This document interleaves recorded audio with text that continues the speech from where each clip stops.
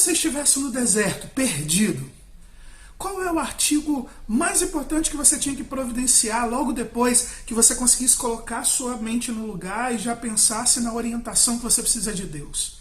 O que você precisaria para realmente conseguir sobreviver e não morrer no escaldante deserto? Bom, eu tenho certeza que seria necessário que você tivesse o terceiro item do nosso kit de sobrevivência no deserto: água.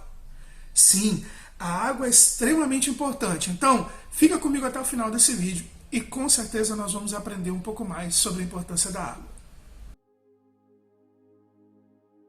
Graça e paz, amados. Sejam bem-vindos ao Projeto Discípulos. Estamos na nossa série devocional Vitória no Deserto e é muito bom ter você aqui conosco. Estamos aprendido como vencer os desertos da vida, como verdadeiramente aprender também durante esse deserto.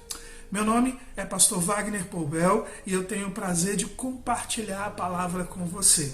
E hoje a gente vai conversar então sobre o terceiro item do nosso kit de sobrevivência no deserto: a água.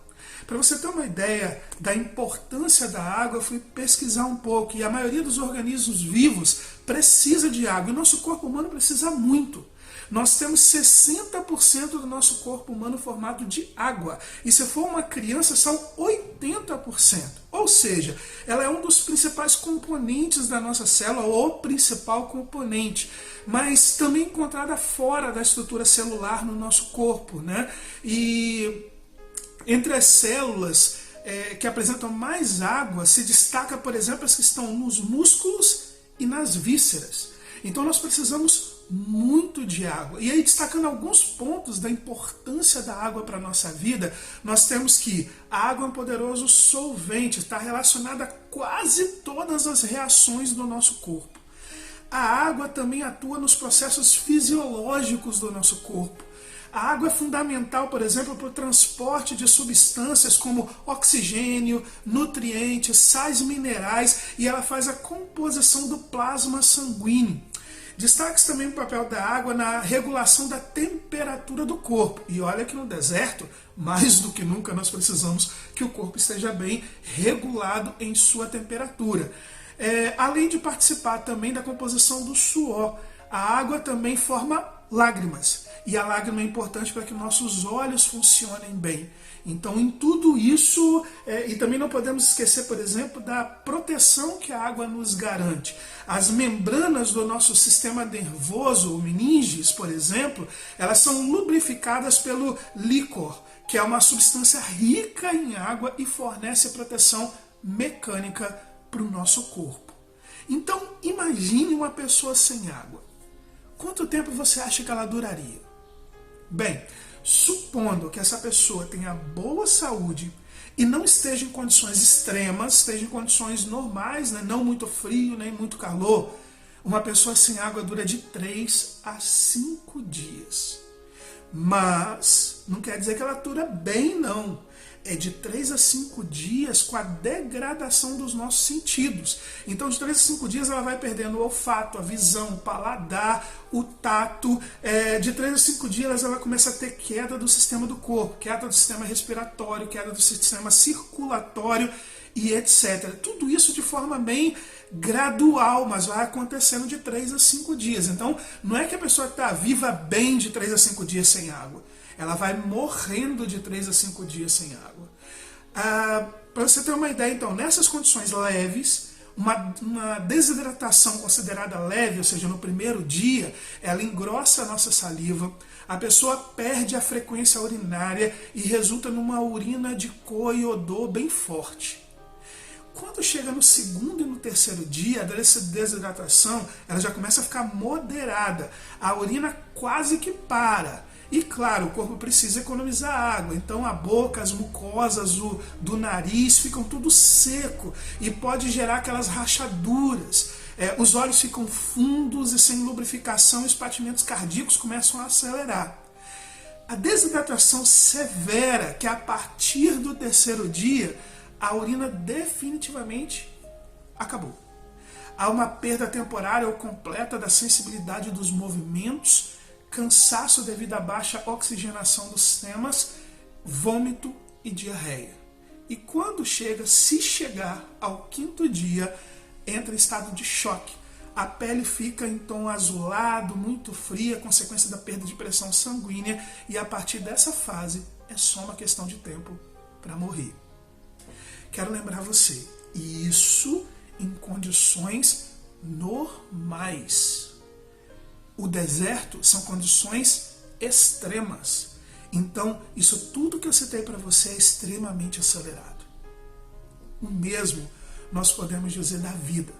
Se em condições normais, ou seja, sem estar em desertos da vida, sem a água que o nosso espírito e nosso ser precisa, você já é ruim. A gente vê a sociedade degradando a cada momento.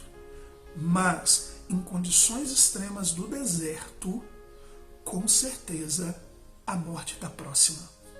Em condições extremas dos desertos da vida, das dificuldades, imagine uma pessoa que tem um diagnóstico de um câncer, uma pessoa que tem um diagnóstico de alguma outra doença pior, né? Uma doença que vai acabando com você. Ou imagina quando você perde um emprego e não tem previsão de quando vai conseguir outro, ou quando tem um problema com filho, ou quando tem problema com drogas, ou qualquer outro tipo de problema, qualquer deserto da vida, seja ele emocional, seja ele físico, seja ele relacional.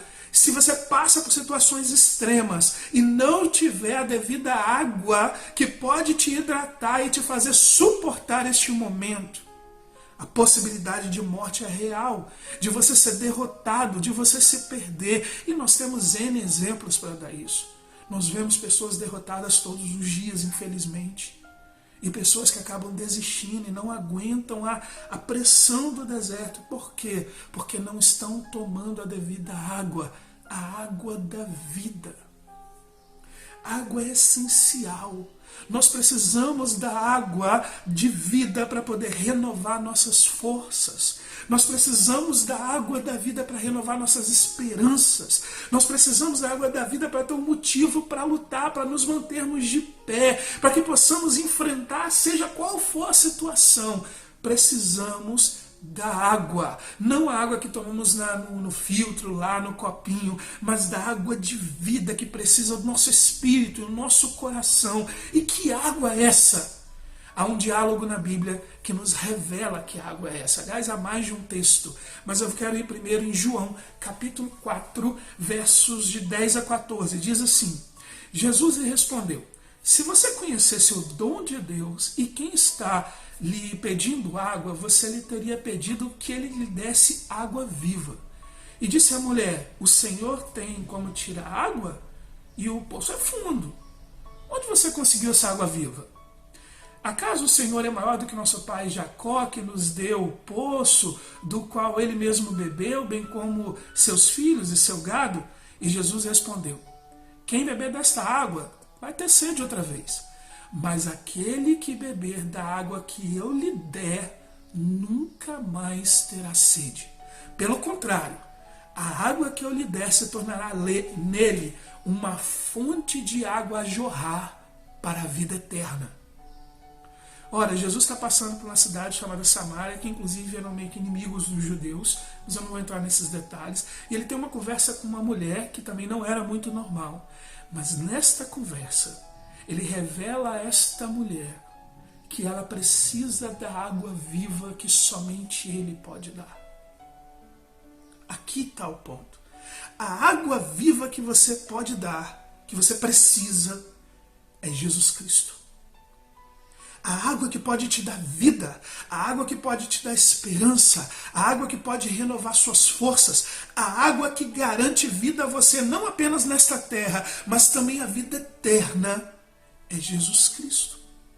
O próprio Jesus diz diretamente, em João 7, 37, 38, Jesus diz assim: no último e mais importante dia da festa, Jesus levantou-se e disse em alta voz: se alguém tem sede, venha a mim e beba.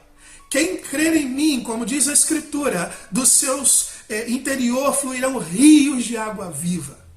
Jesus aqui estava se referindo ao Espírito que mais tarde receberiam os que nele crescem. Até então o Espírito ainda não tinha sido dado, pois Jesus ainda não tinha sido glorificado. Ora, essa água viva, que é o Espírito Santo, já que Jesus já foi glorificado, é dada quando você bebe, e bebe o próprio Jesus. Ele é a água que dá vida através do Espírito Santo. A verdade é que a fé em Cristo, a fé verdadeira em Cristo, a entrega total de vida a Cristo. Perceba, e eu vou deixar isso muito claro, eu não estou citando aqui igreja ou qual igreja você vai estar. Eu não estou dizendo que é entrega a pastor ou a qualquer líder espiritual. É entrega total do coração e da vida a Jesus. É receber em seu coração e sua vida Jesus. O papel de um pastor não é mandar na sua vida, é te orientar a como conhecer mais Jesus. O papel da igreja não é interferir diretamente na sua vida, mas é te ajudar a conhecer, a beber mais da água da vida que é Jesus. Jesus é a água. E é dele que nós precisamos. Ele é o terceiro item desse kit de sobrevivência no deserto. O próprio Jesus que está conosco. Mas fica aquela pergunta, pastor, como é que eu faço isso? Eu cresci numa igreja, eu fui batizado desde a minha infância, ou eu fiz não sei o quê. Bom, a Bíblia diz em João capítulo 1, verso 12 e 13 o seguinte: contudo, aos que o receberam, aos que creram em seu nome, deu-lhes o direito de se tornarem filhos de Deus, os quais não nasceram por descendência natural, nem pela vontade da carne, nem pela vontade de algum homem, mas nasceram de Deus. Percebe? Antes que você tenha uma decisão pessoal, um momento de vida pessoal com Jesus, a Bíblia considera você uma criatura de Deus, alguém que foi criado por Deus. Mas quando você tem uma experiência pessoal com Jesus, crê de verdade que Ele é o Filho de Deus, que Ele nasceu nesta terra, que Ele viveu nesta terra, que Ele morreu pelos nossos pecados, que Ele ressuscitou e que Ele verdadeiramente está nos céus, vivo, e que é o próprio Deus que veio à terra. Se você não crê, se você crê verdadeiramente em Jesus, e você só faz isso depois de uma certa idade, quando você consegue compreender no que está crendo, então você precisa agora demonstrar essa verdadeira fé. E ao entregar a sua vida a Cristo pela fé, por crer nele, aí o texto bíblico, e eu repito para você, João capítulo 1, verso 12 e 13, o texto bíblico diz que você aí sim se torna filho de Deus. Quando você bebe a água da vida, jorra de você vida e você se torna filho de Deus.